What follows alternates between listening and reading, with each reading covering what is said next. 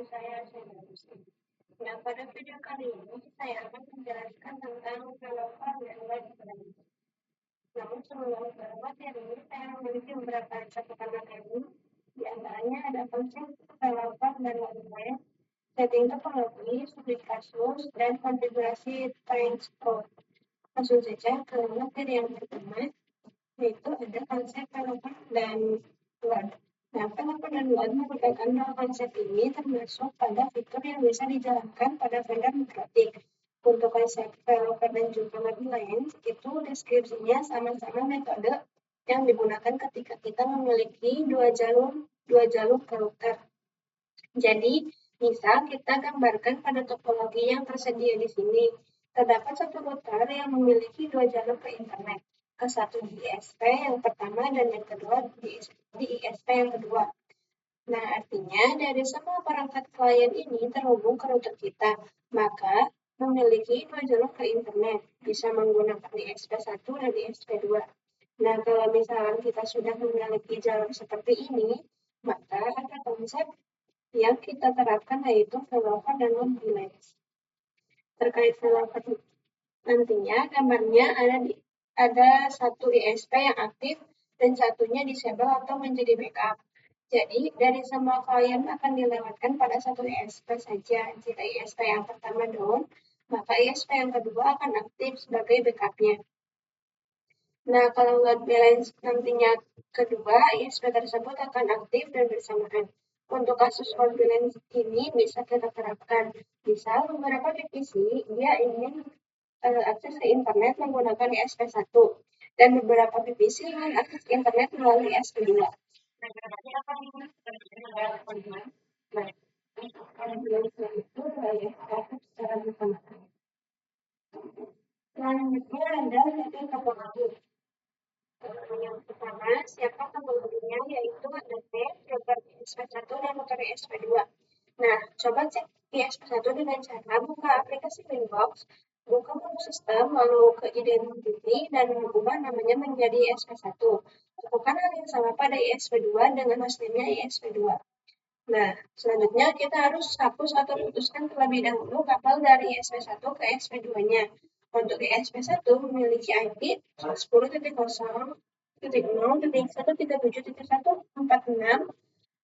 Nah, kalian bisa cek pada ISP2, koneksikan terlebih dahulu pada DIP-nya. Caranya, pergi pada terminal ISP2. Untuk loginnya, ketikkan admin, passwordnya kosongkan saja, lalu ketik N, lalu ketik CTRL plus C. Nah, lalu ketik IP address print, nanti akan ada IP address dan gateway-nya. Nanti kalian kasih note agar tidak lupa IP address-nya.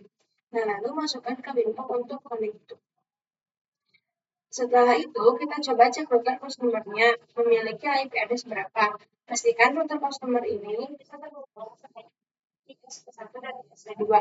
Caranya mungkin menggunakan admin, lalu untuk password-nya kosongkan saja, lalu ketik N dan ketik CTRL plus C, lalu ketikkan IP address print.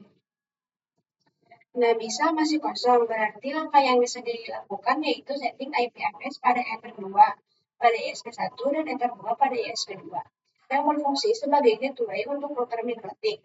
Langsung setting saja pada Winbox ISP1.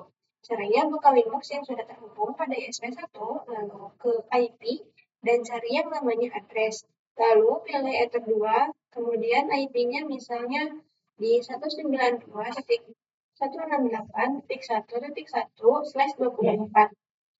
Nah, sesuaikan dengan IP Ether 2. Lalu kita klik apply dan OK. Dan selanjutnya ada failover. Konsep dari failover itu terdapat dua link akses internet menuju ISP dengan kriteria satu aktif, satu backup. Yang aktif hanya satu. Jika ingin berpindah menggunakan jalur internet satunya, bisa dimainkan parameter distance. Jika main link down, maka jalur internetnya akan dialihkan menggunakan link backup. Parameter check gateway, distance, atau menggunakan script. Nah, untuk studi kasusnya itu, konfigurasi sederhana, merubah parameter distance dan check gateway sama dengan ARP atau ICMP. Nah, ketika kita mempunyai dua router yang bertindak sebagai customer, kemudian router tersebut memiliki dua jalur ke internet, yaitu yang pertama menggunakan ISP1 dan yang kedua menggunakan ISP2. Nah, failover itu mendeskripsikan hanya satu link atau hanya satu jalur yang digunakan. Maka failover itu bisa dideskripsikan entah dia akan menggunakan ISP1 atau dia menggunakan ISP2 atau 3. Nah, kalau dia menggunakan ISP1, maka jalur ISP2 ini akan menjadi backup. Sehingga ketika ISP1 ini down, maka ISP2 ini akan menjadi backupnya. Begitupun sebaliknya. Nah, di failover ini, kalau kita menggunakan disable dan enable, mungkin kurang leluasa. Jadi, agar lebih leluasanya, bisa dengan menggunakan parameter distance. Nah, di sini apa itu distance? Jadi, distance itu mendeskripsikan parameter ataupun nilai parameter routing yang diprioritaskan. Jadi, semakin nilainya intensif itu semakin besar, maka semakin tidak diprioritaskan. Jadi, saya coba gambarkan di sini. Katakanlah saya ingin menggunakan ISP2, maka distance yang ada di ISP1 saya coba jadikan sehingga ISP1 ini kalau di tesnya lebih besar, maka tidak diprioritaskan. Tanpa ada itu, yang digunakan adalah ISP2. Begitupun sebaliknya, jika ingin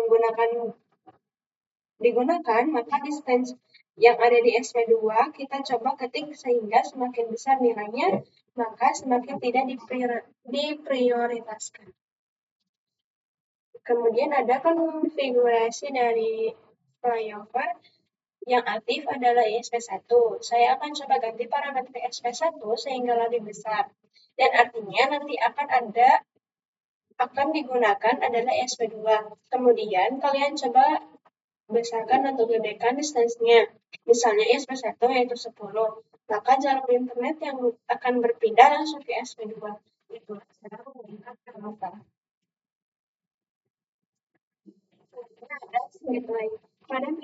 Pada Mekatik itu terdapat suatu fitur yang namanya check gateway. Ini bisa kita gunakan saat terdapat failover atau saat berjalannya failover. Apa sih yang dimaksud dengan check gateway itu? Kalau misalnya kita tanamkan check gateway pada sisi customer dengan memiliki link utama, maka nantinya si router Mekatik akan selalu cek gateway yang ada di main link. Kalau misalkan dia terdisable, maka jalur ISP akan terpindah pada jalur yang kedua. Caranya, coba pada jalur ISP1. Kemudian informasi check gateway yaitu ada dua pilihan. Ada yang menggunakan ping atau ARP. Artinya kalau misalkan menggunakan ping, maka nanti router Mekatik ini akan selalu ping ke gateway-nya setiap 10 detik. Kalau misalkan menggunakan ARP, yaitu berarti menggunakan ARP. Lalu klik apply dan OK, kemudian disable ke ISP1, lalu masuk ke Mekatik ISP1, ketikkan address-nya yang mengarah ke customer, lalu masukkan ke Mekatik customer, lalu klik IP, kemudian klik root, dan tunggu dulu sekitar 10 atau 20 menit. Kemudian ada load balance. Nah, itu ada konsep, yaitu dua link ISP aktif bisa difungsikan bila kalian ingin membagi jalur internet, bisa ke Facebook jalur 1 dan ke YouTube jalur 2. Load balance dengan metode ECMP yang merupakan improvisasi dari metode Robin Hood. Kemudian ada studi kasusnya yaitu konfigurasi load balance. Load balance itu mas atau komputer kemudian konfigurasi load balance ECMP. Untuk konfigurasi load balance yang sederhana sangat simpel. Hapus terlebih dahulu di root yang mengarah ke internet, lalu konfigurasikan dengan cara masuk ke routing table. Caranya masuk pada menu IP, lalu ke router, lalu klik add atau tanda plus. Nah, untuk DRS titik address-nya mengarah ke 0.0.0.0. Untuk gateway-nya isikan 2 ISP, yaitu gateway yang pertama 192.168.1.1. Sedangkan gateway yang kedua yaitu di 172.16.1.1.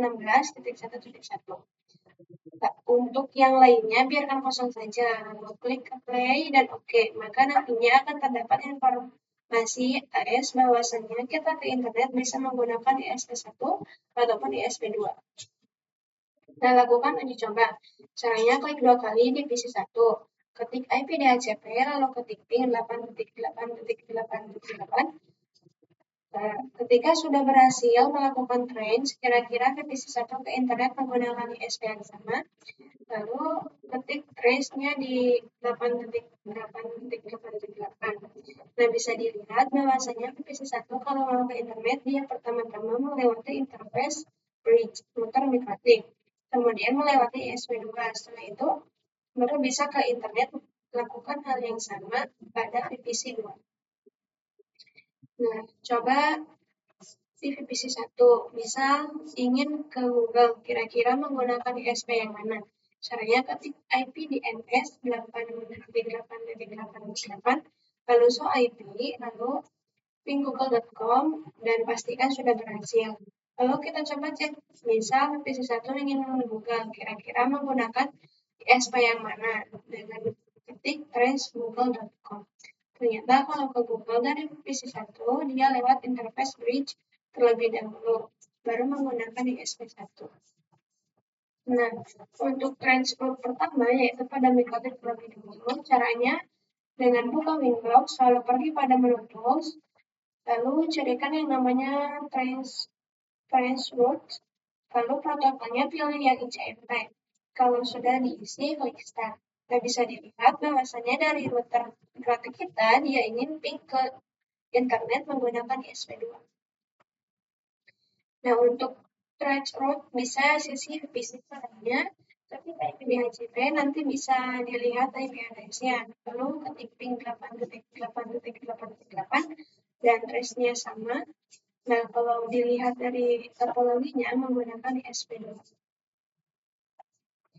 Nah, kemudian ada contoh ketika ingin ke Twitter. Caranya buka command prompt, ketik ns lookup twitter.com, maka nanti ada IP-nya. Buka terminal VPC 2, ketik IP DHCP, nantinya akan mendapatkan IP-nya. Lalu ketik ping yang terdapat di Twitter, yaitu ping 104.244.42.65, lalu klik enter, kemudian ketik trace-nya 104.244.42.65, lalu klik enter. Nah, bisa dilihat dari VPC 2 ketika ingin ke Twitter menggunakan interface bridge terlebih dahulu, baru dia menggunakan ISP2.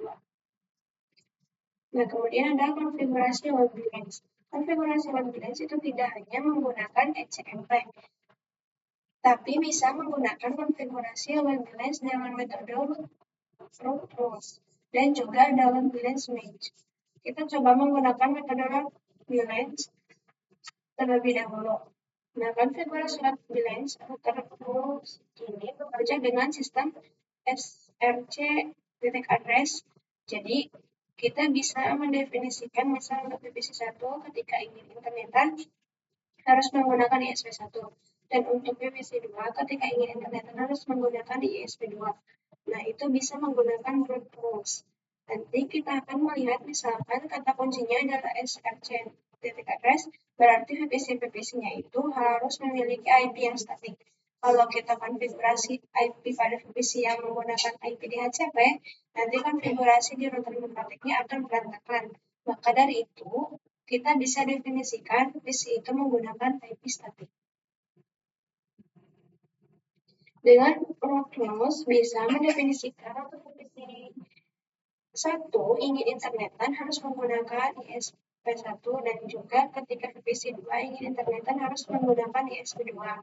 Berarti setting rules-nya pada sisi mikrotik customer terlebih dahulu. Caranya dengan membuka aplikasi Windows, masuk pada menu IP root-nya, lalu klik pada bagian menu room, lalu klik add, nanti ada informasi mengenai SCR titik addresses di SCR titik address masukkan satu persatu, misal untuk yang rules pertama didefinisikan untuk VPC 1. Lalu masuk IP VPC 1 misal 10.10.10.11. Nah, untuk tabelnya isi mandiri misalnya VPC 1. Lalu klik apply dan oke. Nah, lakukan hal yang sama pada VPC 2. Setelah berhasil, kita tunjukkan ke internet. Caranya ke menu IP, lalu ke new router, nanti tambahkan manual ke internet secara satu persatu. Untuk DST titik address-nya yaitu 0.0.0.0. Gateway-nya untuk VPC1 menggunakan ISP1. Jadi kita masukkan IP address dari ISP1. Untuk routing mark-nya pilih yang VPC1. Lalu klik apply dan klik OK. Nah, lakukan hal yang sama pada VPC2. Nanti akan terlihat dua default route yang mengarah ke internet dengan dua jalur XP yang dua-duanya aktif. Lakukan pengujian setiap VPC-nya, yaitu di VPC1 terlebih dahulu.